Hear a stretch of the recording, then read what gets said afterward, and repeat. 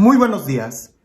Hoy en el Evangelio, Jesús nos presenta un tema que es muy importante y quizás muy recurrente en nuestra vida.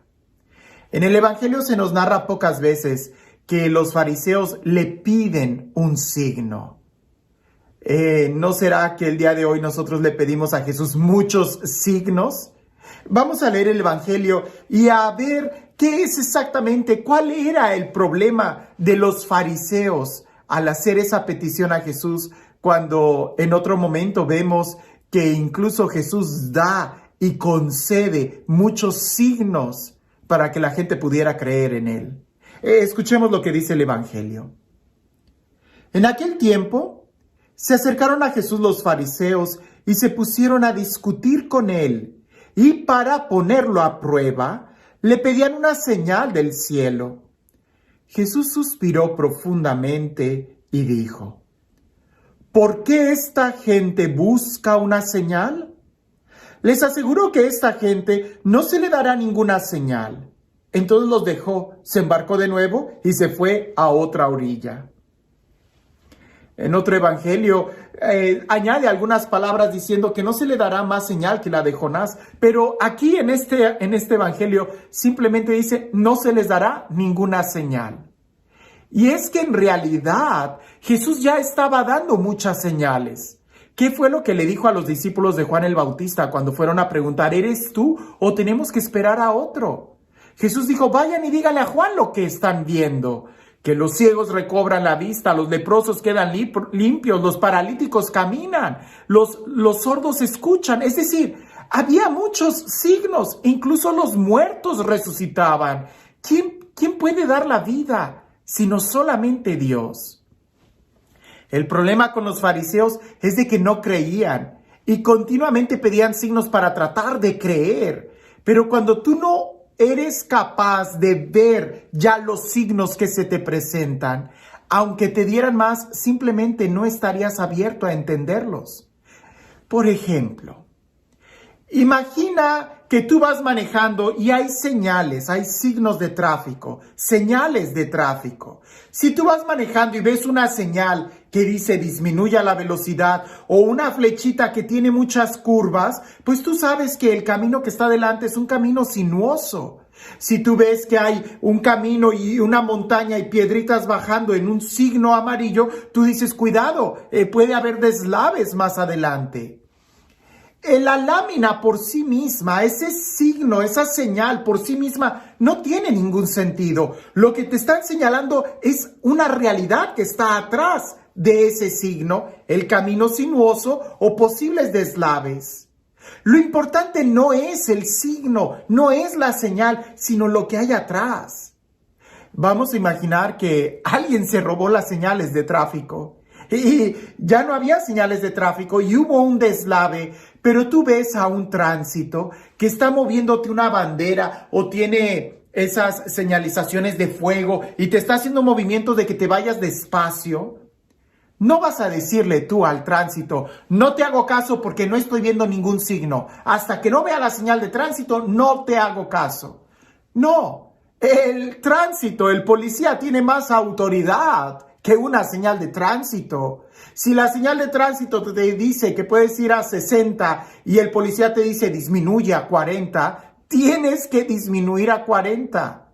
El policía tiene mucha más autoridad que una señal.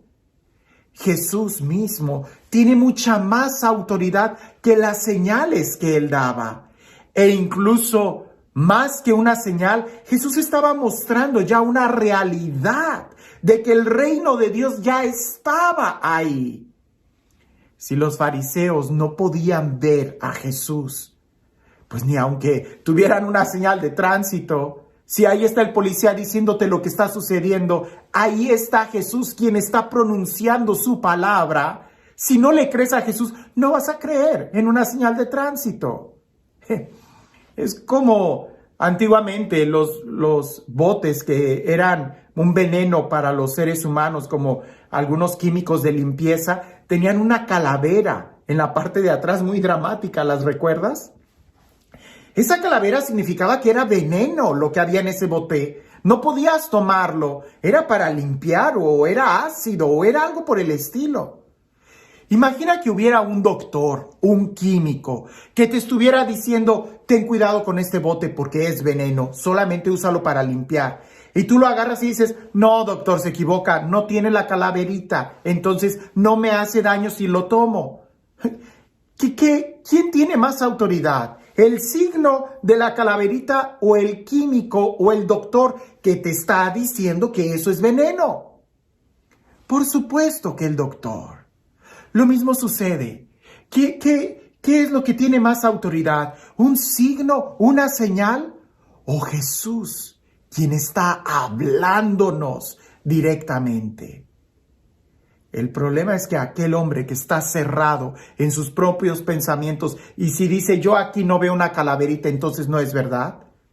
Después va a caer con que, no, esta calaverita está incompleta, no, esta calaverita no es negra, no, esta calaverita no tiene esto y aquello, esto es de Halloween, esto no es de... Y al final va a terminar envenenándose por no creer en el doctor, en el químico. Va a terminar estrellándose en el accidente por no escuchar al policía que le decía ve despacio. El problema no es los signos. El problema es la cerrazón de nuestro corazón. Porque Jesús, Dios mismo, nos da tantos signos cada día que nos muestran su amor y la misericordia que tiene para nosotros. Pero somos nosotros los que a veces nos cerramos y no queremos creerle, sino que queremos creer en nuestros propios pensamientos. Y hasta que yo no vea, no voy a creer. Ya le dijo eso mismo Jesús a Santo Tomás. Más dichoso el que cree sin ver los signos, porque quiere decir que ha escuchado. ¿Quieres creer? Escucha la palabra de Dios, porque sin dudarlo la fe viene por la escucha de la palabra de Dios. Y este Dios, el Dios del amor, el Dios de la vida, el Dios de la paz, el Dios que resucitó a Jesús y que nos sigue dando muchos signos de su amor y de su presencia entre nosotros, que sea Él quien el día de hoy te bendiga, en el nombre del Padre, del Hijo y del Espíritu Santo. Cuentan por ahí que había en un tiempo muy antiguo un monasterio que gozaba del favor de Dios, porque en medio del monasterio seguido había muchas manifestaciones muy sobrenaturales. Hermanos que tenían dones de sanar, de levitar, estatuas que lloraban y cosas por el estilo. Y la gente iba a peregrinaciones a escuchar y a ver ese monasterio por los signos fuertes que había. Pero como era de esperarse, en un devenir de tanta gente, poco a poco los monjes fueron dejando de mirar a Dios para mirar los signos y ponerle más atención a los signos que al mismo Dios. Dejaron de haber signos, dejaron de haber manifestaciones, dejó de haber santidad, dejó de haber interés, dejó de haber amor. El monasterio empezó a cambiar a ser muy ordinario y más que ordinario, ya se estaba diluyendo mucho, era muy superficial. El abad, que todavía conservaba un deseo de querer ser santo, le preocupaba la vida de los monjes, así que fue a buscar a un ermitaño, a un hombre solitario que solamente se dedica a orar y que no había sido contaminado por el devenir de la gente, de la sociedad y del mundo. El abad va, se presenta ante él, el ermitaño, sorprendente porque nunca recibe visitas, le pregunta, ¿qué te ha traído aquí? Y el abad le cuenta toda la historia de cómo antiguamente el monasterio, gracias a los signos, había gozado de mucha fama, pero que ya en estos días no había signos y los monjes se habían diluido mucho en su espiritualidad. El ermitaño le dijo, ya veo, ve y dile a los monjes que Jesús está en medio de ustedes, pero disfrazado de un hermano más. El abad no entendió muy bien lo que el ermitaño le estaba diciendo, pero cuando trató de hacerle más preguntas, el ermitaño simplemente ya había cerrado los ojos para continuar en su oración profunda y de ahí no iba a salir. El abad regresa y pues decide hacer al pie de la letra lo que el ermitaño le contestó. Y juntó a todos los monjes y les dijo: me han dicho que Jesús, el Hijo de Dios, está entre nosotros, pero está disfrazado de uno de nosotros. ¿Quién será? Y a partir de ahí todos los monjes empezaron a sospechar unos de otros. Dijeron: ¿será el portero? No, pero el portero nunca barre bien. ¿Y qué tal si Jesús ha querido no barrer bien para no ser descubierto? Mejor me porto bien con el portero. Y luego decían: el cocinero es un comelón. Y si Jesús se ha disfrazado de comelón, mejor me porto bien con el cocinero, no sea que él sea Jesús. Y así cada uno empezó a sospechar de quién era Jesús. Eventualmente, el monasterio volvió a recuperar mucho la fe, la oración, el clima de fraternidad, y se enfocaron más en Dios que en los signos.